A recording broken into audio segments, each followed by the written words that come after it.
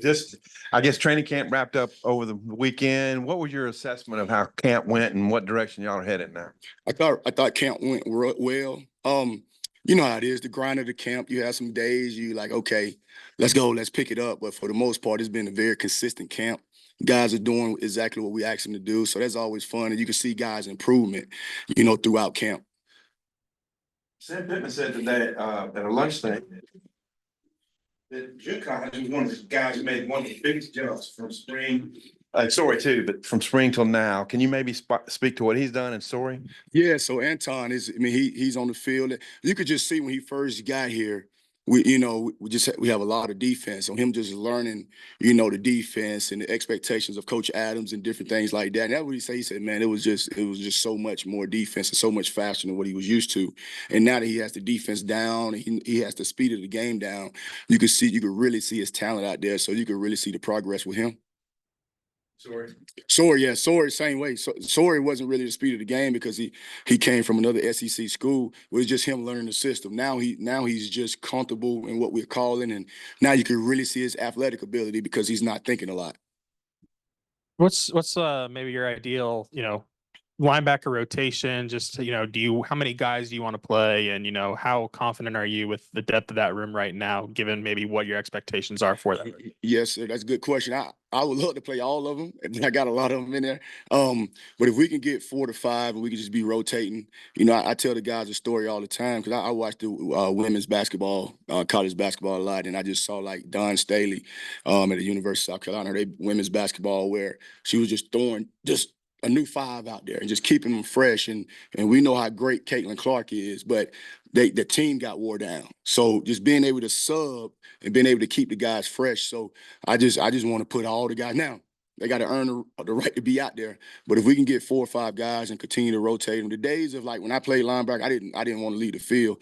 And those guys don't want to lead the field now. But if you're playing 90 snaps, 85, 90 snaps, like you're gonna have 40 of them. Like if you run into the ball like your life depending on it, 30 of them gonna be one of them, not as fast as you want them to be. But if you get 40 just straight, just unbelievable effort, then now the scouts are looking at that. Okay, they don't care if you play 100 snaps. They want to see those 30 or 40 just unbelievable snaps. So the guys are buying into that, just being fresh, playing special teams and 30 to 40 snaps, but 45 guys, to answer your question. The cornerback, spot, we got a lot. You have a lot of competition there. What have you seen from maybe, the 3 guys that weren't exactly the starters last year, Keon, Jaheim, and Cuddy, and Cuddy specifically, his personality, how beneficial can that be for a defense to have a guy like that, a little bit of swagger? Oh man, love his personality. He has a swag, he has that confidence. He's the type of guy, he's mentally tough now. Like he is mentally tough and he loves ball. He's running around like, and that's the thing with any position. It really doesn't matter how talented you are. It matters. But if you don't have this, it doesn't help you. So his mental toughness and the way he go about his business is really fun to watch, and it's a good competition. And this is what I tell the guys. This is what everybody understand. The whole days of the first 11 out there, you could be the first person running out there and get 20 snaps and be the person that's coming off the bench that's getting 50 snaps. So the days of that is, so I tell the guys all the time, if we put you out there, you're a starter. So it's not these charity reps. Like we put you out there, you're a starter. That means you earn the right to be out there and playing for the Hogs. So, you could be the first person running out there, or you could go out there the second series. But just having pride when you're out there. But those guys are competing, and we need all of them. Like you got to play 3, 4, 5 corners just because of the way the league is, and we asking our guys to play in special teams as well. So just having those guys with fresh legs is always a good deal. Coach, how close is TJ Metcalf to maybe starting or getting extensive playing time? TJ is a guy, I think probably one of the guys who's made the biggest jump, to be honest with you. And we see him as a starter. He's gonna play. He's gonna play a lot. He earned that right. You watch him work his tail off on the off season. You watch him while we at practice working his tail off as well. So he earned that right to go out there and play. Like I said, starter or coming off the bench. I don't really, man. If you're playing, you're a starter. That means I trust you with the paycheck, right? I'm putting my house note on you if you play on that field. So whether you're getting 20 reps, 50 reps, I put you out there. I got 4 daughters at the house. That means it's important to me. He's earned that right. He's earned it. He's earned his teammates' respect as well. Man, he go by it the right way. Him and his brother, like, it's a good bloodline. Bobby was in here last night and I asked him this question. You know, the UAPB games, it's at 6:30, but the Oklahoma State games at 11 a.m. Those could be two pretty high games. Do you feel pretty good about your numbers there at all the positions on defense?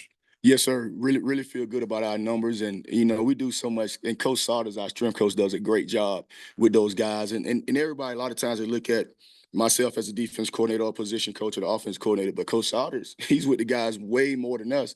And that work that they put in during the summer, like they do a unbelievable job. It was really good seeing them come to fall camp, and you could see the work that they've put in. A lot of times you get there and the guys are like still tired. I'm like, well, they've been doing all summer. Not with Coach Saunders. Like those guys was ready to roll, and he and his staff do a great job. Coach, going back to the linebackers, Bradley Shaw being a freshman that got here over the summer, curious where he's grown the most over throughout camp, and is he a guy that could be in that linebacker rotation for you? Yeah, he's a special talent. He can play. He can play. He's his football IQ is just out of this roof. You can tell at his high school they done a great job with him. Like I said, he doesn't say a word. When he's on that football field, he's a different type of person. But he could play all different positions. For him to be a freshman and us moving him different positions, and so he could play both the money and the MAC and different things like that. I mean, he has a bright future. He's gonna be a guy. He'll play. He'll play. And on that versatility aspect with Switzer and Worth, I'm curious, now that you've gone through a full camp with them, do you kind of have a better feel for kind of how you're going to utilize them this season? Yes, sir. I do. We don't want to say, but yes, sir. Yes, sir. Coach, you were able to retain pretty much your entire defensive staff for a second year back. I wonder what does that do when you go to like installing stuff in camp and kind of the familiarity of it all? It's like unbelievable difference because you don't have to reteach it. And even though these guys been coaching 20 plus years, it's like it's different systems. So you're not reteaching something and say, okay, this is how I like it, and da da da da. And they had a different way. Like, no, this is the way we're going to do it. Like everybody like is on the same page of exactly how we want it to be done, and it's always good to retain those guys. So I mean, it's outside of football, even like the wives, and like okay, my wife like. She's expecting September 14th. Hopefully the baby come sooner than that.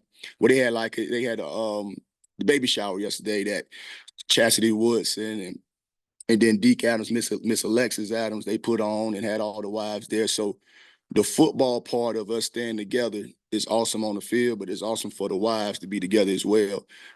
So the whole thing is, the wives got to be happy as well. But man, we got a good group of guys, love to come to work, and man, we get in there each morning. We're gonna pray. We'll do our devotion as a defensive staff, and then we get into football. So it's fun being around those guys and being around good people. And I know you talked about Dix when we talked to you the other day, but now that he's had a full camp, what's your take on how he did in preseason practice? Your expectations for him?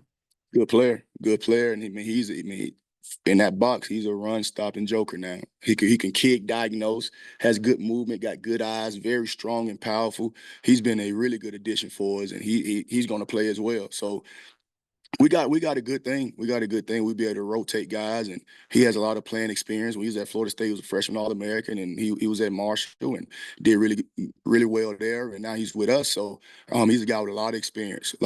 So when you go out and you say, okay, you're trying to get a position, what do you need? You know what? The first thing we looked at, okay, when we go in the portal, because we have to go in the portal, we got to get a guy that has a lot of experience, and he brought that experience to the room. Yeah, Coach, back here. Curious, now that we're about 3 or so weeks into training camp, what's something that you've learned about this year's team that's different from last year? That's a good question. I like that. All the questions are good, by the way. But you know what?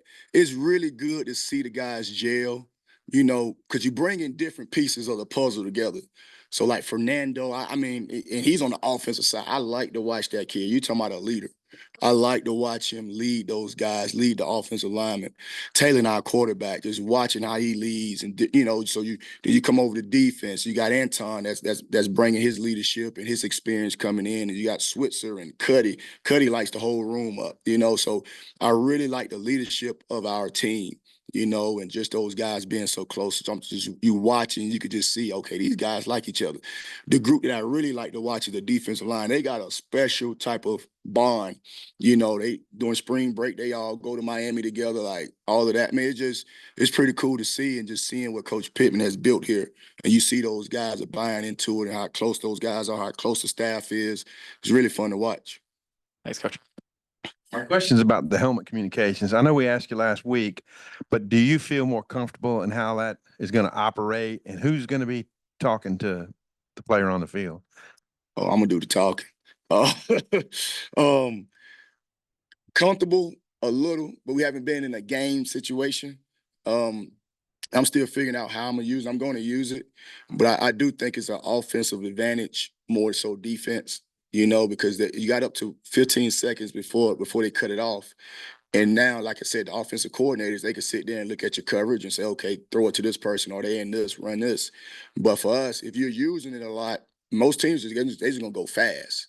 Because it's hard for you to talk to one guy in the mic and he talked to 11 other people, and it's going warp speed fast. So it's going to be team to team depending on, you know, who we're facing. If it's one of those fast-paced teams that's tempo, then you probably won't use it a lot. If it's one of those teams where they do a lot of check with me from the sideline, then you'll be able to talk to them. But we looked at out of the 12 or so games, I think 9 of the teams are like tempo. So really, you got to have a way of just hiding your signals and a way of signaling, and then do some pre-snap, just disguise and then move post-snap. Because if you just sit there, the offensive coordinator, they're gonna see what you're in, and they're gonna just talk to the quarterback, and they're playing college football, NCAA, 25 video game, and they're just playing that. So just got to get used to it. Not used to it yet, but I kind of got to answer on kind of how we're gonna operate. You guys are transitioning into the UAPB prep very soon. Can you say anything that you know about what you're going to face? Not yet, be honest with you. We've been watching them.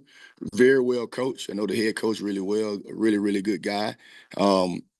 Offensive coordinator came from Grambling. I watched a lot of Grambling's film, and I watched them versus LSU and different teams. And I mean, they very well coached, and they do some things that's like that you got to work for, and you just can't get caught off guard. But from what I've been watching them, now I've watched them during the summer, and I've been peeking at them. But as far as the game plan, we haven't got into that. I'm trying to figure out who's gonna be the guys that play for us.